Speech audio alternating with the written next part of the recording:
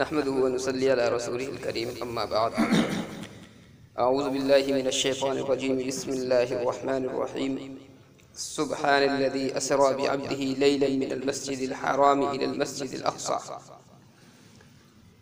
المسجد الأقصى الذي باركنا حوله لنريه من آياتنا إنه هو السميع البصير صدق الله العظيم۔ پاک ہے اللہ کی ذات اسرا بعبدہ جو لے گیا اپنے بندے کو راتوں رات مسجد حرام سے مسجد اقصی تک، الذی بارکنا حولہ جس کو ہماری برکتوں نے گھیر رکھا ہے، لنریہ من آیاتنا تاکہ ہم دکھلائیں ان کو اپنی قدرت کی آیات نشانیاں، انہ هو السمیع البصیر یقیناً اللہ تعالیٰ کی ذات سننے والی اور دیکھنے والی۔ سورہ بنی اسرائیل کی یہ پہلی آیت ہے جس میں اللہ رب العزت نے واقعہ معراج کا مختصر تذکرہ فرمایا ہے۔ واقعہ معراج کے دو حصے ہیں، ایک جو سفر ہے وہ مکہ المکرمہ سے خانہ کعبہ سے مسجد اقصی تک کا ہے، اور ایک سفر ہے مسجد اقصی سے آسمانوں تک کا، اور اس کے لیے احادیث میں الگ الگ لفظ ذکر کیے گئے ہیں۔ جو مکہ المکرمہ سے سفر ہے بیت المقدس تک کا، اس کے لیے لفظ اسرا کا استعمال کیا جاتا ہے، اور بیت المقدس سے جو آسمانوں کی سیر ہے اس کے لیے معراج کا تذکرہ کیا جاتا ہے۔ تو دونوں کے لیے الگ الگ لفظ ہیں، عمومی طور پر عوام میں دونوں کو ملا کر کے ہی واقعہ معراج کہہ دیا جاتا ہے۔ واقعہ معراج جو ہے نبی صلی اللہ علیہ وسلم کے معجزات میں سے ایک اہم معجزہ ہے۔ آقا صلی اللہ علیہ وسلم کو معراج ایک مرتبہ نہیں ہوئی بلکہ متعدد مرتبہ نبی علیہ السلام کو معراج ہوئی، یعنی آقا علیہ السلام نے آسمانوں کی، جنت اور جہنم کی کئی مرتبہ سیر فرمائی ہے۔ ہاں البتہ جسم کے ساتھ نبی صلی اللہ علیہ وسلم کو جو معراج ہوئی ہے وہ ایک مرتبہ ہوئی ہے۔ اس کے علاوہ روحانی معراج ہے، یعنی خواب کے اندر آسمانوں کی سیر، جنت اور جہنم کی سیر، یہ متعدد مرتبہ آقا علیہ السلام کو کرائی گئی۔ اس کی تاریخ کے سلسلے میں متعدد روایات ہیں۔ صحیح روایت یہ ہے کہ نبی علیہ السلام ہجرت فرمانے سے پہلے کا یہ واقعہ ہے۔ اب کچھ لوگوں نے 6 مہینے پہلے کا واقعہ لکھا ہے، کچھ نے کئی سال پہلے کا اس کا تذکرہ کیا ہے، لیکن اتنی بات یہ متعین ہے کہ ہجرت سے پہلے کا یہ واقعہ ہے، بعد کا واقعہ نہیں۔ تاکہ کچھ لوگوں نے لکھا ہے کہ نبی علیہ السلام کو جب نبوت ملی ہے تو اس کے 2 سال کے بعد یا 18 مہینے کے بعد یہ واقعہ پیش آیا ہے، لیکن بہرحال اس پر سب متفق ہیں کہ نبی صلی اللہ علیہ وسلم کی ہجرت سے پہلے کا یہ واقعہ ہے۔ آقا صلی اللہ علیہ وسلم بہت زیادہ پریشان تھے۔ نبی علیہ السلام چونکہ بہت کم لوگ تھے ابھی جو اسلام کے اندر داخل ہوئے تھے، تو آقا علیہ السلام کی تسلی کے لیے اللہ تبارک و تعالیٰ نے پھر آسمانوں کی سیر کرائی۔ اس واقعے کے متعلق خود نبی علیہ السلام کی احادیث مبارکہ موجود ہیں جن میں واقعے کی مکمل تفصیل بیان کی گئی ہے۔ چنانچہ نبی علیہ السلام فرماتے ہیں کہ میں ام ہانی کے گھر پر موجود تھا۔ ایک روایت میں یہ ہے کہ نبی علیہ السلام حتیم کے اندر موجود تھے۔ خانہ کعبہ کے برابر کا جو حصہ ہے، جو حضرات وہاں پر گئے ہوں گے دیکھا ہوگا، دیوار سے کچھ حصے کو گھیرا گیا ہے جس کو حتیم کہا جاتا ہے، یعنی پرانا خانہ کعبہ کا جو حصہ ہے وہاں پر آپ تشریف فرماتے ہیں۔ ایک روایت یہ بھی ہے کہ نبی علیہ السلام خانہ کعبہ کے اندر تھے۔ یہ تینوں روایتیں ہیں، اور یہ جو روایتوں کا اختلاف ہے اصل یہ ایسا نہیں ہے کہ لوگوں کو حقیقت حال کا علم نہ ہو یا واقعے کا علم نہ ہو پایا ہو۔ جیسا کہ میں نے بتایا کہ معراج چونکہ متعدد مرتبہ ہوئی ہے، اور یہ جو اختلاف پھر پیدا ہوا ہے یہ اسی وجہ سے پیدا ہوا ہے۔ ممکن ہے کہ ایک مرتبہ معراج نبی علیہ السلام کو تب ہوئی ہو جب آپ حضرت ام ہانی کے گھر پر تشریف فرما ہو، ایک مرتبہ معراج اس وقت ہوئی ہو جب حتیم کے اندر آپ موجود ہوں۔ اب یہ متعین نہیں ہو پایا پھر کہ واقعہ معراج جو یہ والا ہے یہ کہاں سے اس کی ابتدا ہے۔ بہرحال اتنا تو متعین ہے کہ نبی علیہ السلام سوئے ہوئے تھے۔ آقا علیہ السلام فرماتے ہیں کہ میرے پاس میں 3 فرشتے آئے کہ اس وقت میں سو رہا تھا لیکن دل میرا جاگ رہا تھا، اور یہ انبیاء علیہ السلام کی سبھی کی خصوصیت ہے کہ انبیاء علیہ السلام کی جو نیند ہوتی ہے وہ ہمارے جیسی نیند نہیں ہوتی۔ آنکھیں سوتی ہیں لیکن دل انبیاء علیہ السلام کا جاگتا ہے۔ اسی لیے انبیاء علیہ السلام کا سونا وضو کو توڑتا نہیں ہے۔ ہم اگر سو جائیں تو ہمارا وضو ٹوٹ جاتا ہے، چونکہ دل اور آنکھیں ہماری دونوں سو جاتی ہیں، ہم بالکل غافل ہو جاتے ہیں۔ انبیاء علیہ السلام کا جو آپ کا جو سونا ہوتا ہے، جو نیند ہوتی ہے، وہ ناقض وضو نہیں ہوتا، اسی لیے کہ دل انبیاء کا بیدار رہتا ہے۔ بہرحال آپ فرماتے ہیں کہ 3 فرشتے میرے پاس میں آئے، ان میں سے پہلے فرشتے نے کہا کس کو لے کے جانا ہے؟ جو درمیان والا فرشتہ تھا اس نے کہا جو ان میں سب سے افضل ہے۔ تیسرے فرشتے نے کہا کہ اچھا پھر انہی کو لے لو۔ نبی علیہ السلام کی طرف اشارہ کیا۔ فرماتے ہیں کہ انہوں نے کچھ نہیں کیا اور وہ فرشتے پھر چلے گئے۔ کہا پھر اگلے روز میرے ساتھ میں یہی واقعہ پیش آیا، تینوں فرشتے آئے اور انہوں نے اب کچھ بات نہیں کی۔ نبی علیہ السلام فرماتے ہیں کہ میں کچھ نیند میں تھا، کچھ جاگ رہا تھا، جیسے کہ اونگ کی کیفیت ہوتی ہے۔ کہا اس کیفیت کے ساتھ میں تھا میں، فرشتوں نے مجھے وہاں سے اٹھایا، خانہ کعبہ کے اندر لے کر گئے اور حضرت جبرائیل علیہ السلام پھر تشریف لائے۔ حضرت جبرائیل علیہ السلام نے میرے سینے کو چاک کیا اور اس کے بعد میں زمزم تھا، حضرت جبرائیل علیہ السلام نے زمزم سے سینے کے اندر کا جو حصہ تھا، دل وغیرہ ساری چیزیں وہ زمزم سے دھوئی۔ اس کے بعد میں فرماتے ہیں آقا علیہ السلام کے ایک تشت تھا، تھال تھا، وہ چمکتی ہوئی چیز سے کچھ بھری ہوئی اس کے اندر چیزیں تھی، وہ علم اور حکمت تھی۔ نبی علیہ السلام کے سینے کے اندر اس کو ڈالا گیا اور پھر حضرت جبرائیل علیہ السلام نے سینے کو برابر کر دیا۔ اس کے بعد میں پھر حضرت جبرائیل علیہ السلام نے ایک سواری منگائی جس کو براق کہا جاتا ہے۔ یہ جنت کی سواری تھی اور اس کی کیفیت یہ تھی کہ اس کی جو رفتار تھی وہ اس انداز سے تھی کہ جہاں پر اس کی نگاہ جاتی تھی، کسی انسان کی جہاں تک نگاہ جا سکتی ہے، ایک قدم اس کا نگاہ کے برابر پڑتا تھا۔ بہرحال یہاں سے نبی علیہ السلام کو حضرت جبرائیل علیہ السلام لے کر کے گئے ہیں بیت المقدس۔ بیت المقدس میں جا کر کے آقا علیہ السلام نے 2 رکعت نماز پڑھی اور نبی علیہ السلام نماز سے جب فارغ ہوئے تو پھر وہاں پر ایک زینہ لایا گیا آقا علیہ السلام کے لیے، اور نبی صلی اللہ علیہ وسلم اور حضرت جبرائیل علیہ السلام یہ دونوں حضرات پھر آسمانوں کی سیر کے لیے تشریف لے گئے۔ فرماتے ہیں پہلے آسمان پر جب میں پہنچا، حضرت جبرائیل علیہ السلام نے آسمان کا دروازہ کھٹکھٹایا۔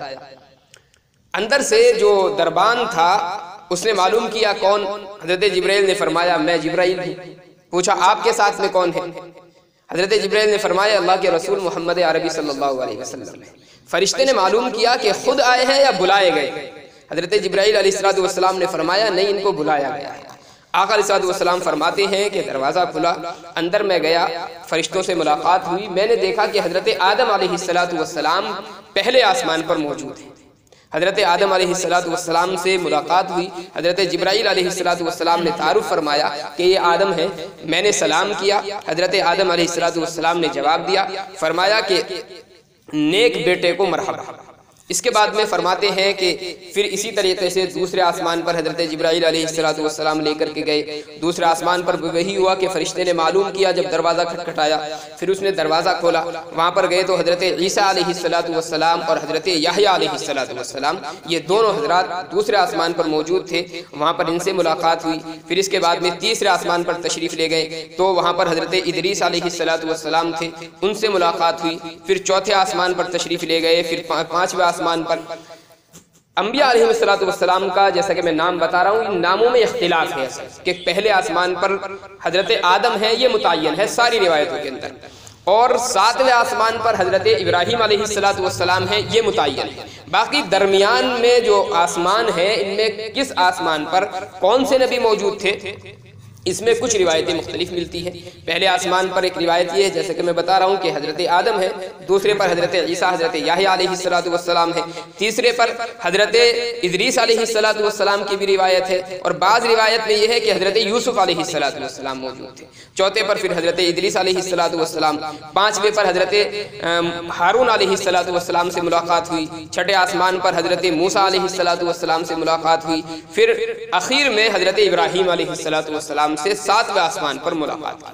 آقا علیہ السلام جب تشریف لے گئے فرماتے ہیں کہ ابراہیم کو میں نے دیکھا تو بیت المعمور سے ٹیک لگائے ہوئے بیٹھے اور ان کے آس پاس میں کچھ بچے ہیں جو کھیل رہے ہیں۔ حضرت جبرائیل علیہ السلام نے تعارف فرمایا کہ یہ بیت المعمور ہے اور یہ جو ٹیک لگائے ہوئے بیٹھے ہیں یہ تمہارے دادا حضرت ابراہیم علیہ السلام. حضرت ابراہیم علیہ السلام جس بیت المعمور سے ٹیک لگائے ہوئے تھے وہ ایک عمارت بنی ہوئی ہے اور وہ فرشتوں کی عبادت کے لیے خاص. اس کے متعلق روایت میں آتا ہے کہ روزانہ اس گھر کے اندر 70,000 فرشتے عبادت کے لیے تشریف لاتے ہیں، اور ایک مرتبہ جس فرشتے کا نمبر آ گیا پھر قیامت تک اس فرشتے کا وہاں پر نماز پڑھنے کا یا جو بھی عبادت کرتے ہوں اس عبادت کا نمبر نہیں آتا. یعنی فرشتوں کی تعداد اتنی زیادہ ہے. بہرحال وہاں پر نبی علیہ السلام تشریف لے گئے. آپ نے بہت ساری چیزوں کا وہاں پر معائنہ فرمایا ہے. حضرت ابراہیم علیہ السلام سے ملاقات کے بعد یہ آخری مرحلہ تھا جہاں پر فرشتوں کی یا عام انسانوں کی رسائی ہو سکتی تھی. عام انسانوں سے مراد انبیاء علیہ السلام ہے یا اللہ کے جو مخصوص بندے فرشتوں میں سے ہیں. بس اس کے آگے اب کسی کی رسائی نہیں تھی. اللہ تعالیٰ کے جو پیغامات تھے وہ اوپر سے یہیں تک آتے تھے. کچھ لوگوں نے سدرۃ المنتہا کا اس کو نام دیا ہے. اس میں بھی روایت مختلف ہے کہ سدرۃ المنتہا یہ 6 آسمان پر ہے یا 7ویں آسمان پر ہے. کچھ لوگوں نے یہ ذکر کیا ہے کہ سدرۃ المنتہا جو ہے وہ 6 آسمان پر ہے، اور سدرۃ المنتہا کا مطلب یہ ہے کہ اب زمین والے جو فرشتے ہیں یا نیچے دنیا میں جو پیغامات لانے والے فرشتے ہیں وہ سدرۃ المنتہا سے آگے نہیں جا سکتے، گویا کہ یہیں تک ان کی ڈیوٹی ہوتی ہے. حتیٰ کہ حضرت جبرائیل علیہ السلام بھی اس کے آگے تشریف نہیں لے گئے. اوپر کے جو فرشتے ہوتے ہیں یعنی اللہ تعالیٰ کی طرف سے جو پیغام ہوتا ہے وہ فرشتے وہاں تک لے کر کے آتے ہیں، پھر سدرۃ المنتہا پر پیغام منتقل ہوتا ہے اور نیچے کے جو فرشتے ہیں وہ پھر پیغام لے کر کے نیچے آتے ہیں. تو گویا کہ ایک یہ حد فاصل تھی، ایک بارڈر تھا فرشتوں کی تبدیلی کا. یہاں تک حضرت جبرائیل علیہ السلام تشریف لے گئے ہیں، اور اس کے بعد میں پھر حضرت جبرائیل علیہ السلام نے اللہ کے رسول سے منع فرما دیا کہ اللہ کے رسول میری جو حد ہے وہ یہیں تک ہے، اب آگے جو ہے آپ کا سفر وہ تنہا ہے. اللہ تبارک و تعالیٰ کی جانب سے بہرحال وہ انتظام ہوا. نبی علیہ السلام فرماتے ہیں کہ مجھے ایک ایسی جگہ پر بھی لے جایا گیا، ایک میدان تھا، اور میں نے وہاں پر دیکھا کہ مجھے قلم کے لکھنے کی آوازیں آ رہی ہیں. میں نے معلوم کیا جبرائیل سے کہ یہ کیا چیز ہے. حضرت جبرائیل علیہ السلام نے فرمایا کہ یہ قلم ہے جو لوگوں کی تقدیریں لکھ رہا ہے. تو اس طریقے سے نبی علیہ السلام نے آسمانوں کی سیر فرمائی ہے. جنت کی سیر بھی نبی علیہ السلام کو کرائی گئی، جہنم کی سیر بھی کرائی گئی. نبی علیہ السلام نے دونوں چیزوں کی سیر فرمائی ہے. حوض کوثر بھی نبی علیہ السلام کو اس سفر میں دکھلایا گیا. فرماتے ہیں کہ جب میں آسمانوں پر گیا تو میں نے ایک دریا دیکھا، اور اس دریا کے اوپر ایک موتیوں کا گھر بنا ہوا تھا. میں نے جبرائیل سے معلوم کیا یہ کیا ہے. حضرت جبرائیل علیہ السلام نے دریا میں ہاتھ مارا اور وہ دریا کا جو پانی تھا وہ مشک بن گیا. حضرت جبرائیل علیہ السلام نے فرمایا اللہ کے رسول یہ حوض کوثر ہے جو اللہ تعالیٰ نے آپ کے لیے منتخب فرمایا ہے. اسی طریقے سے پہلے آسمان پر ایک روایت ہے کہ نبی علیہ السلام نے 2 دریا دیکھے. معلوم کیا اللہ کے رسول نے یہ کیا چیز ہے. حضرت جبرائیل نے فرمایا کہ دنیا کے یہ 2 دریا، ایک فرات ہے اور ایک نیل، یہ 2 دریا جو ہیں جو کہ جنت سے آئے ہیں. ایک روایت یہ بھی ہے کہ 7ویں آسمان پر نبی علیہ السلام نے دریا دیکھے، اور وہاں پر 4 دریا آقا علیہ السلام کو دکھلائے گئے. اللہ کے رسول نے معلوم فرمایا تو جبرائیل نے بتایا کہ یہ 2 دریا جو ہیں یہ دنیا کے ہیں، یعنی نیل اور فرات، اور 2 دریا جو ہیں یہ خاص جنت کے ہیں، یعنی دنیا سے ان کا کوئی واسطہ نہیں ہے. تو بہرحال اس طریقے سے آقا علیہ السلام کو یہ معراج ہوئی ہے. نبی علیہ السلام یہ چونکہ لمحوں کا سفر تھا آقا علیہ السلام کا، اور ایک معجزہ تھا نبی علیہ السلام کا. آپ جب تشریف لائیں اب بڑے مغموم تھے آقا علیہ السلام. اب ظاہر ہے چونکہ واقعہ ایسا ہے کہ جس کو کھلے طور پر بیان بھی نہیں کیا جا سکتا. نبی علیہ السلام کو یہ فکر لاحق تھی کہ اگر میں بیان کروں گا تو لوگ پہلے سے مجھے جھٹلاتے ہیں، اس واقعے کو سن کر کے اور زیادہ جھٹلائیں گے. نبی علیہ السلام بیٹھے ہوئے تھے مکہ المکرمہ کے باہر، اور آپ سوچ میں مگن تھے. ابو جہل کا گزر وہاں سے تھا. اب یہ جو تھا چونکہ مذاق اڑاتا تھا نبی علیہ السلام کا. جب آقا علیہ السلام کو اس نے بیٹھے ہوئے دیکھا، معلوم کیا محمد کیا آج پھر کوئی نئی بات پیش آئی. یعنی ذہن میں اس کے یہ تھا کہ روزانہ کوئی نہ کوئی نئی بات یہ بتاتے ہی ہیں، تو ہو سکتا آج بھی کوئی نئی بات ہمارے سامنے پیش کریں. آقا علیہ السلام نے فرمایا کہ ہاں نئی بات تو پیش آئی ہے. کہنے لگا بتاؤ اچھا کیا ہے. آقا علیہ السلام نے فرمایا کہ مجھے رات لے جایا گیا تھا یہاں سے. معلوم کیا بھئی کہاں لے جایا گیا. آقا علیہ السلام نے فرمایا کہ مجھے یہاں سے بیت المقدس لے جایا گیا ہے.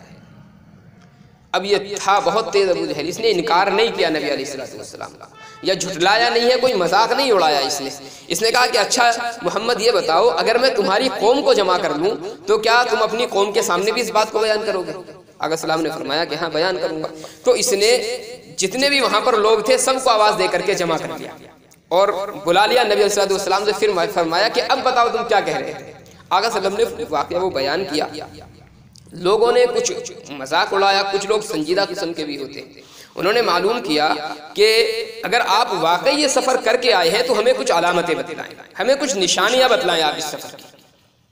اب ظاہر ہے آپ لوگ یہاں پر بیٹھے ہیں، کوئی بتا سکتا مسجد میں کتنے پنکھے ہیں؟ ہے کوئی؟ جبکہ آپ کتنی مرتبہ آتے ہیں؟ روزانہ 5 ٹائم میں آپ آتے ہیں، نہیں ہوں گے جھوٹے ہوں گے، گن لیں آپ، روزانہ 5 ٹائم آپ یہاں پر آ رہے ہیں، رات دن ہمارا یہاں پر گزرتا ہے، لیکن آدمی ان چیزوں پر دھیان نہیں دیتا ہے۔ بہت سارے لوگ وہ تھے جو بیت المقدس باقاعدہ گئے ہوئے تھے، ان لوگوں نے معلوم کیا کہ آپ یہ بتائیں آپ بیت المقدس اگر ہو کر کے آئے ہیں تو اس کی کیفیت بتائیں، کتنے وہاں پر ستون ہیں، کتنی کھڑکیاں ہیں، کتنے دروازے ہیں۔ نبی صلی اللہ علیہ وسلم فرماتے ہیں کہ جب سوال مجھ سے کیا تو میرے دل کے اندر کچھ خوف محسوس ہوا کہ ظاہر ہے ایک آدمی چند لمحات کے لیے کسی مسجد میں گیا ہو اور ساری چیزوں کو وہ بغور دیکھے، ایسا تو ممکن نہیں ہوتا۔ فرماتے ہیں کہ میں سوچ میں تھا کہ اللہ تبارک و تعالیٰ نے جتنے پردے تھے درمیان کے وہ سارے ہٹا دے اور بیت المقدس اللہ تعالیٰ نے بالکل میرے سامنے کر دیا۔ اب وہ جس چیز کے متعلق سوال کرتا تھا میں فوراً اس کو دیکھتا تھا اور بتا دیا کرتا تھا۔ اب اس آدمی نے کہا کہ ہاں بات تو آپ صحیح بتا رہے ہیں، اور جو نشانیاں جو علامات آپ نے بتلائی ہیں یہ واقعی ویسے ہی ہیں، تو اس سے تو معلوم ہوتا ہے کہ آپ سفر کر کے آئے۔ پھر کچھ لوگوں نے معلوم کیا کہ اچھا ہمارا قافلہ گیا ہوا ہے سفر میں تجارت کے لیے، آپ یہ بتائیں وہ قافلہ کہاں ہے؟ نبی علیہ السلام نے بتلایا جب میں گیا تھا تو فلاں مقام پر وہ قافلہ تھا۔ کہا کچھ علامتیں بتلائیں۔ آقا صلی اللہ علیہ وسلم نے فرمایا کہ جب میں نے پہلی ملاقات ان سے کی ہے تو بہت سرسری میں نے اس کو دیکھا تھا اور بہت زیادہ گہرائی سے میں نے نہیں دیکھا، ہاں لیکن جب دوسری میری ملاقات ان سے ہوئی ہے فرمایا کہ مجھے پیاس لگ رہی تھی تو میں نے 2 لوگ وہاں پر موجود تھے اور پاس میں پانی کا ایک پیالہ رکھا ہوا تھا، میں نے وہاں سے پانی لے کر کے اس پیالے سے پیا، اور بعد میں وہ لوگ بڑے تعجب میں تھے کہ اس پیالے میں پانی تھا وہ کیسے ختم ہو گیا۔ پھر آقا صلی اللہ علیہ وسلم نے فرمایا کہ 2 لوگ ہیں اور فلاں مقام پر تمہارا قافلہ رکا ہوا تھا اس وقت، اور اس قافلے کا ایک اونٹ گم ہو گیا تھا جس کو لوگ تلاش کر رہے تھے۔ معلوم کیا کہ کب تک آئے گا وہ قافلہ؟ نبی صلی اللہ علیہ وسلم نے فرمایا کہ فلاں وقت تک وہ قافلہ مکہ المکرمہ میں داخل ہو جائے گا۔ سورج نکلنے کا جو وقت تھا نبی علیہ السلام نے وہ متعین فرمایا کہ سورج نکلتا ہوا ہوگا اور قافلہ مکہ المکرمہ میں داخل ہو جائے گا۔ اب لوگ انتظار میں مذاق بھی اڑا رہے تھے لیکن انتظار بھی کر رہے تھے کہ نبی علیہ السلام نے جو بات کہی ہے یہ کہاں تک سچ ہے۔ کچھ لوگ مکہ المکرمہ سے باہر نکلے اور باقاعدہ اس انتظار میں وہ بیٹھ گئے کہ کب سورج نکلتا ہے اور کب ہم نبی علیہ السلام کا مذاق کریں۔ خیر وہ بیٹھے رہے، جیسے ہی سورج نکلا ایک آدمی نے شور کیا کہ دیکھو سورج نکل گیا۔ مقصود اس کا یہ تھا کہ نبی صلی اللہ علیہ وسلم کا اب مذاق اڑایا جائے، ان کو جھوٹا قرار دیا جائے۔ ادھر ایک آدمی نے سورج نکلنے کا اعلان کیا، دوسرے آدمی نے اعلان کیا کہ دیکھو وہ قافلہ بھی آ رہا ہے۔ نبی صلی اللہ علیہ وسلم نے ایک علامت اور بتلائی تھی قافلے کی کہ ان کا ایک اونٹ ہے جو مٹی کی سی شکل کا ہے، اس کلر کا ہے، اور وہ اونٹ سب سے آگے ہے، اس کے اوپر 2 بوریاں ہیں جو سلی ہوئی ہیں آپس میں۔ ان لوگوں نے دیکھا تو واقعی وہی خاکستری رنگ کا اونٹ تھا جو سب سے آگے چل رہا تھا اور 2 بوریاں اس کے اوپر رکھی ہوئی تھی۔ بہرحال یہ اتنا تو سمجھ گئے کہ نبی علیہ السلام نے ساری باتیں سچ کہی ہیں، لیکن کہنے لگے کہ یہ تو کھلا ہوا جادو اور نبی علیہ السلام واقعی جادوگر۔ حضرت ابوبکر صدیق رضی اللہ تعالیٰ عنہ جب یہ واقعہ پیش آیا مکہ المکرمہ کے اندر نہیں تھے، باہر گئے ہوئے تھے، سفر میں تھے۔ بہرحال حضرت ابوبکر صدیق رضی اللہ تعالیٰ عنہ جب تشریف لائے تو ان میں سے کچھ لوگ بھاگ کر کے گئے حضرت ابوبکر صدیق رضی اللہ تعالیٰ عنہ کے پاس میں اور کہنے لگے کہ اچھا ایک بات بتاؤ، اگر کوئی آدمی یہ کہے کہ میں راتوں رات یہاں سے نکلا اور بیت المقدس ہو کر کے راتوں رات واپس آ گیا، آپ اس کو کیا کہیں گے؟ حضرت ابوبکر صدیق رضی اللہ تعالیٰ نے فرمایا جھوٹا ہے۔ ابو جہل کہنے لگا اچھا یہ بتاؤ تم اپنے اس ساتھی کے بارے میں کیا کہتے ہو محمد صلی اللہ علیہ وسلم کے، چونکہ ان کا دعویٰ یہ ہے کہ یہ رات کے ایک حصے میں مکہ المکرمہ سے نکلے، بیت المقدس گئے، پھر آسمانوں کی سیر کی اور اس کے بعد اسی رات میں واپس بھی آ گئے۔ حضرت ابوبکر صدیق رضی اللہ تعالیٰ نے فرمایا اگر میرے دوست محمد عربی صلی اللہ علیہ وسلم نے بات کہی ہے تو بالکل سچی ہے۔ ابو جہل کہنے لگا کیا اب بھی سچ مانتے ہو؟ حضرت ابوبکر صدیق نے فرمایا میں تو اس سے زیادہ تعجب خیز باتوں کی تصدیق کر چکا ہوں۔ آپ نہیں مانتے، میں تو اس بات کو بھی مان چکا ہوں کہ آسمانوں سے ایک فرشتہ آتا ہے جو ان کی طرف وحی بھیجتا ہے اور وہ قرآن کی شکل میں ہمیں سناتے ہیں، تو یہ تو اس سے زیادہ تعجب کی بات ہے، میں اس کی تصدیق کر چکا ہوں، تو بیت المقدس میں راتوں رات جانا یہ کوئی تعجب والی بات نہیں۔ تبھی سے حضرت ابوبکر صدیق رضی اللہ تعالیٰ عنہ کو صدیق کہتے ہیں۔ یہ جو لقب پڑا ہے ابوبکر کا صدیق، یہ اسی وقت سے نبی علیہ السلام نے لقب دیا ابوبکر صدیق رضی اللہ تعالیٰ عنہ۔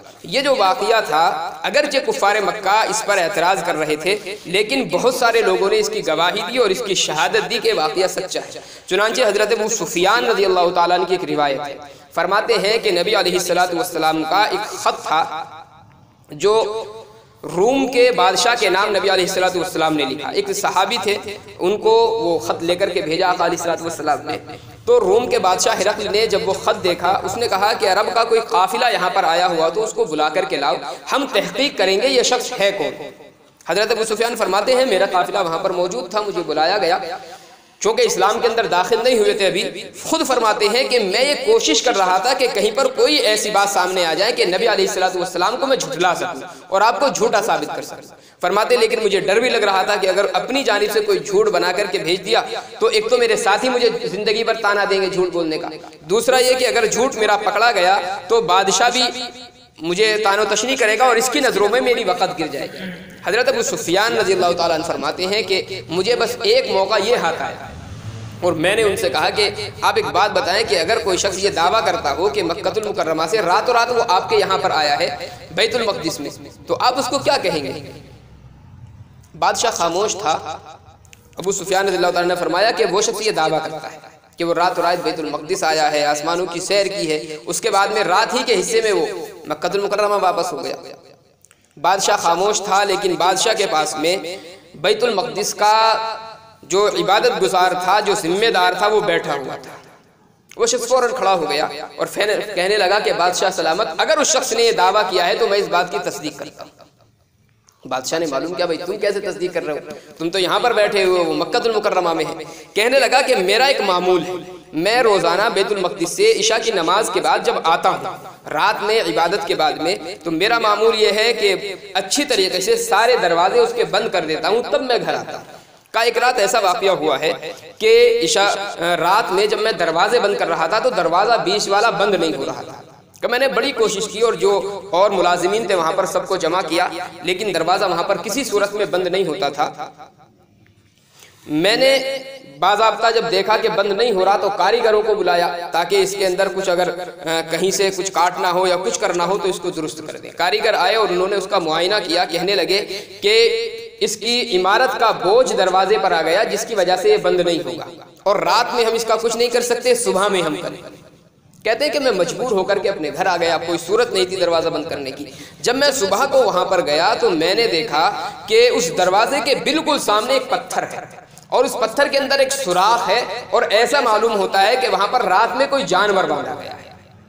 کہ میں سمجھ گیا کہ اللہ کے کوئی نبی ہیں جو اس رات میں یہاں پر تشریف لائے تھے، جس کی وجہ سے اللہ نے ان دروازوں کو کھلا رکھنے کا فیصلہ کیا اور یہ انتظام کیا گیا کہ دروازے کسی صورت میں بند نہ ہوں۔ صبح میں اس نے دیکھا، چونکہ اس پتھر میں باضابطہ سوراخ بھی تھا، جس سے وہ یہ سمجھ گیا کہ یہاں پر کوئی نہ کوئی جانور ضرور باندھا گیا، تو اس نے تصدیق کی کہ اگر نبی علیہ السلام اس چیز کا دعویٰ کرتے ہیں تو اپنے دعوے میں مکمل 100% وہ سچے ہیں۔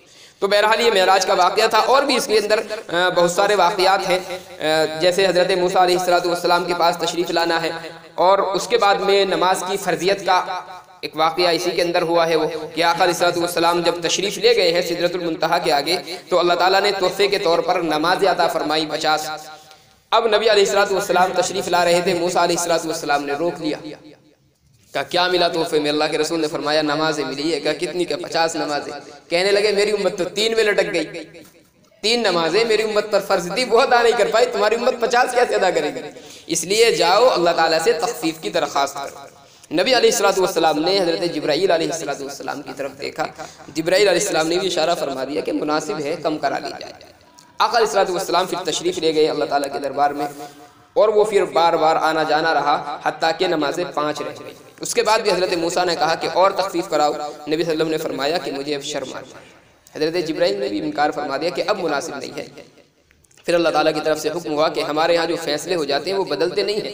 ہمارے یہاں 50 نمازیں فرض تھی، لہٰذا اب بھی 50 ہے. ہاں امت سے تخفیف کر دی گئی 5 نمازوں کی، لیکن ثواب اب بھی 50 نمازوں کا ہماری طرف سے رکھا گیا ہے. ایک روایت یہ بھی ملتی ہے کہ حضرت موسیٰ علیہ السلام سے جب اللہ تعالیٰ حضرت آقا علیہ السلام کی ملاقات ہوئی ہے تو موسیٰ علیہ السلام رونے لگے. اللہ کے رسول نے معلوم فرمایا کہ آپ اللہ کے جلیل القدر پیغمبر ہو اور اللہ نے یہ مقام آپ کو دیا ہے، آپ روتے کیوں ہیں؟ موسیٰ علیہ السلام نے فرمایا کہ میں تو اللہ کا بڑا قریبی تھا اور مجھے اندازہ یہ تھا کہ میرا جو مقام ہے مجھ سے آگے اب کسی کا مقام نہیں ہو سکتا، اور آپ جو ہے میری اولاد میں سے، اور اللہ تعالیٰ نے آپ کو یہ مقام دیا کہ مجھ سے بھی آگے آپ کا سفر اللہ نے کرایا کہ اللہ تعالیٰ نے بالمشافہ آپ سے ملاقات کے لیے آپ کو منتخب کیا ہے، تو اس وجہ سے مجھے رونا آ رہا ہے.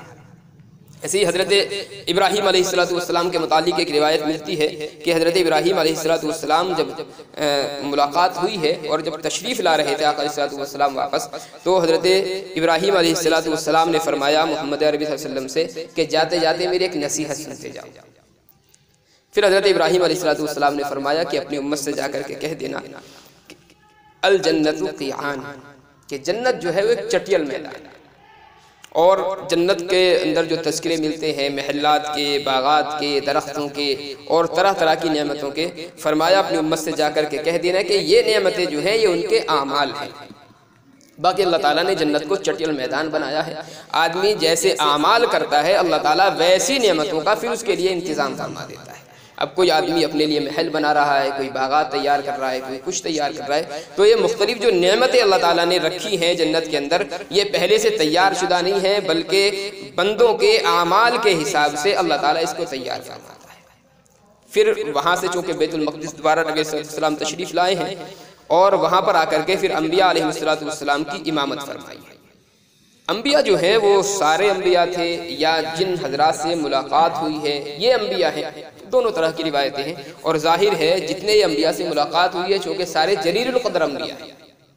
حضرت عیسیٰ علیہ السلام ہیں، حضرت یحییٰ ہیں، حضرت ادریس ہیں، حضرت موسیٰ ہیں، اور حضرت ہارون علیہ السلام ہیں، حضرت ابراہیم علیہ السلام ہیں. تو چونکہ جلیل القدر جو انبیاء تھے اللہ تعالیٰ نے سب کو جمع فرما دیا، لہٰذا ان کی امامت کرنا گویا کہ تمام انبیاء کی امامت تھی.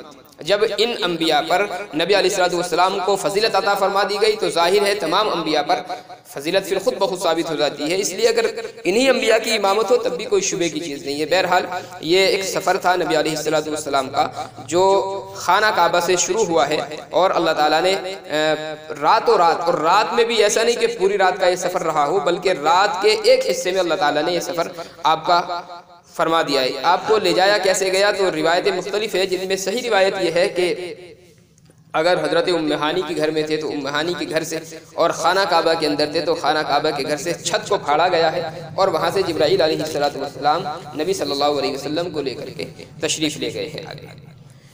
سبحان الذی اسری بعبدہ، اللہ تعالیٰ کی ذات پاک ہے جو لے گئی اپنے بندے کو راتوں رات مسجد حرام سے مسجد اقصی تک.